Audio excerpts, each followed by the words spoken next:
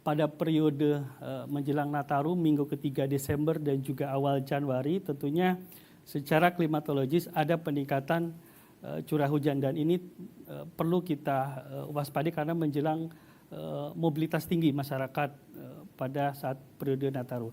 Kemudian kami juga akan mengupdate terkait siklon tropis maupun bibit-bibit siklon tropis yang saat ini sedang aktif di wilayah Indonesia. Siklon tropis Grand, ya ini merupakan perkembangan dari bibit siklon tropis 93S yang pada hari ini menjadi siklon tropis Grand. Nah, namun ini tidak perlu kita risaukan, artinya tetap tenang. Jadi siklon tropis Grand ini arah pergerakannya menjauhi wilayah Indonesia. Jadi dampaknya tidak berpengaruh terhadap kondisi cuaca Indonesia ya. Kemudian bagaimana kita lihat kondisi cuaca di wilayah provinsi terdampak. Jadi dalam sepekan ke depan kami melihat alhamdulillah secara umum kondusif. Kalau dilihat di sini adalah warna hijau. Hijau itu berarti prediksi harian hujannya termasuk hujan ringan. Artinya kurang dari 20 mm per hari. Namun perhatikan ada wilayah-wilayah tertentu di Kabupaten Aceh yang pada kategori kuning yaitu sedang, tapi secara umum kondusif untuk sepekan ke depan untuk di wilayah Aceh. Kemudian kita lihat di wilayah Sumatera Utara juga hampir sama polanya, jadi relatif kondusif dan hanya di wilayah tertentu dan tanggal-tanggal tertentu yang perlu diwaspadai, hujan hingga sedang hingga lebat. Kemudian dan juga di wilayah Sumatera Barat. Secara umum 3 provinsi terdampak alhamdulillah sepekan ke depan kondusif, dan juga ditambah dengan operasi modifikasi cuaca dengan BNPB, BMKG terus untuk memantau dinamika karena cuaca sangat-sangat dinamis. Kita lihat dalam skala jam-jaman apabila terjadi perubahan signifikan maka operasi modifikasi cuaca diaktifkan untuk menurunkan intensitas sehingga proses recovery rehabilitasi di lapangan dapat dengan mudah tidak terkendala oleh cuaca. Pembangunan hunian sementara, nanti titik-titik pengungsian terpadu seperti ini sudah bisa terbangun di beberapa titik daerah Aceh Tamiang, Aceh Utara, Aceh Timur, Benar Meriah, dan Aceh Tengah. Di titik pengungsian terpadu seperti ini tentu saja ada layanan kesehatan, ada Kemkes di situ, ada layanan psikososial, ada dapur umum oleh Kementerian Sosial dan seluruh entitas relawan yang kita harapkan nanti bisa menjadi tempat sementara bagi saudara-saudara kita sebelum nantinya hunian sementara itu kita targetkan semua hunian sementara itu bisa selesai sebelum tengah Februari atau sebelum awal Ramadan. Terus kita dukung kebutuhan makanan dan non-permakanannya sehingga benar-benar saudara-saudara kita yang saat ini masih berada pada titik-titik pengungsian maupun yang sudah kembali ke rumah atau sementara tinggal di rumah kerabat saudara, ini masih terus kita dukung kebutuhan makanan dan sandangnya. Masih ada sisa buffer stock kita di Halim sekitar 100 ton. Ini terus datang animo masyarakat sangat tinggi, tentu saja ini terima kasih kita ucapkan untuk segenap elemen masyarakat yang sudah bahu-membahu untuk memberikan donasi baik itu barang maupun logistik yang dibutuhkan oleh saudara-saudara kita di Aceh. Distribusi logistik setiap hari dari Halim sekitar 100 ton penambahan sehingga total hari ini 1.326 ton secara total masuk dari awal, tersalur 1.266 ton, masih ada sisa buffer stock kita di Halim sekitar 100 ton. Ini terus datang animo masyarakat sangat tinggi, tentu saja ini terima kasih kita ucapkan untuk segenap elemen masyarakat yang sudah bahu-membahu untuk memberikan donasi baik itu barang maupun logistik yang dibutuhkan oleh saudara-saudara kita di Aceh.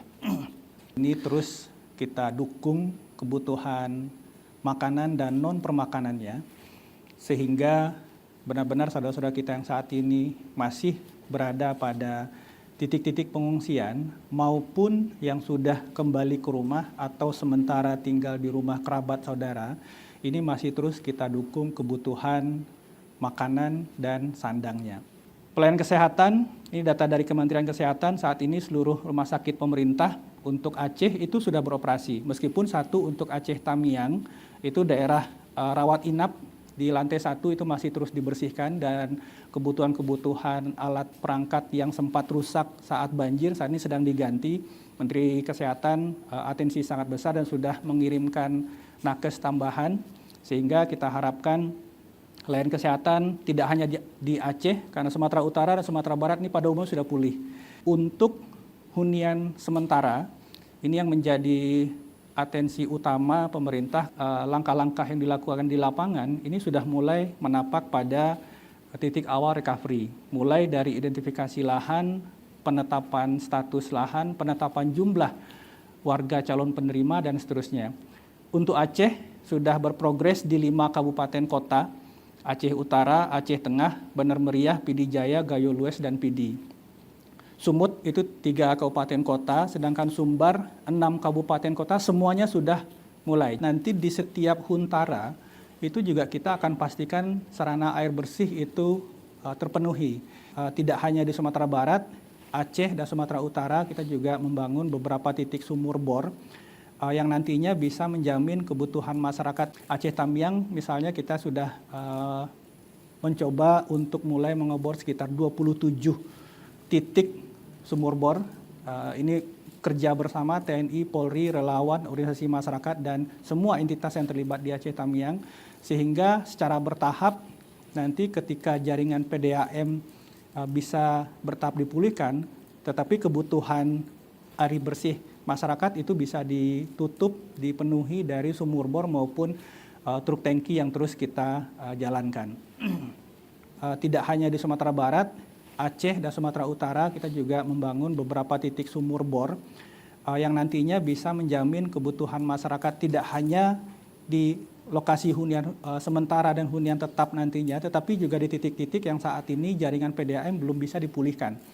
Di beberapa titik personil TNI Polri bekerja siang malam 18 jam bahkan sampai 20 jam.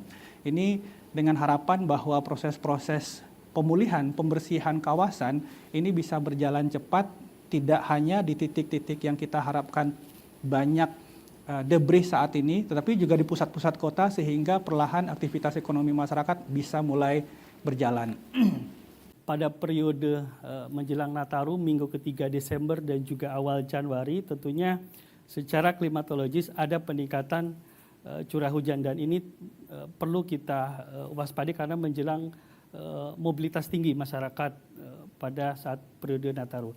Kemudian kami juga akan mengupdate terkait siklon tropis maupun bibit-bibit siklon tropis yang saat ini sedang aktif di wilayah Indonesia.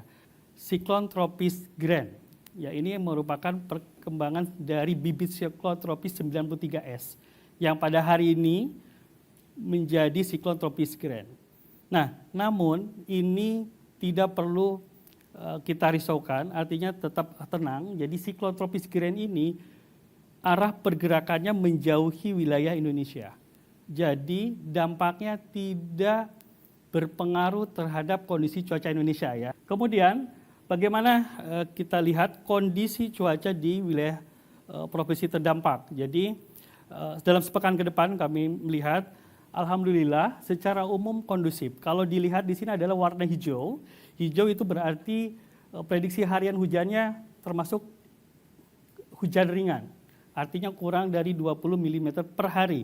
Namun perhatikan ada wilayah-wilayah tertentu di Kabupaten Aceh yang pada kategori kuning yaitu sedang, tapi secara umum kondusif untuk sepekan ke depan untuk di wilayah Aceh.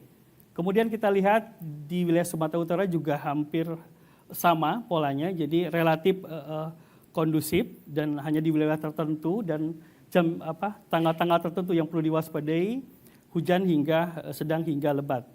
Kemudian dan juga di wilayah Sumatera Barat. Secara umum 3 provinsi terdampak alhamdulillah sepekan ke depan kondusif, dan juga ditambah dengan operasi modifikasi cuaca dengan BNPB, BMKG terus untuk memantau dinamika karena cuaca sangat-sangat dinamis. Kita lihat dalam skala jam-jaman apabila terjadi perubahan signifikan maka operasi modifikasi diaktifkan untuk menurunkan intensitas sehingga proses recovery rehabilitasi di lapangan dapat dengan mudah tidak terkendala oleh cuaca.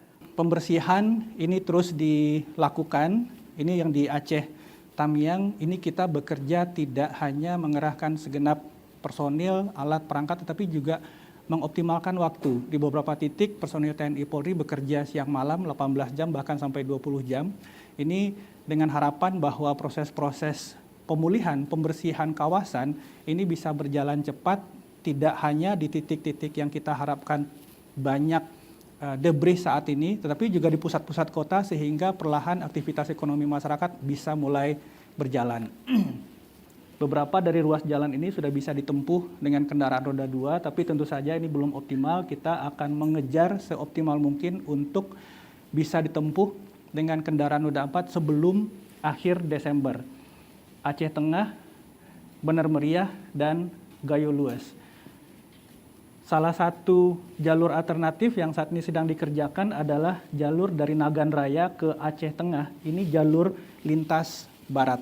Tinggal satu pengerjaan jembatan Kureng Betong yang saat ini sudah di posisi 70%. Kalau ini bisa selesai di akhir minggu ini, maka akses ke Aceh Tengah itu sudah bisa terbuka dari jalur timur.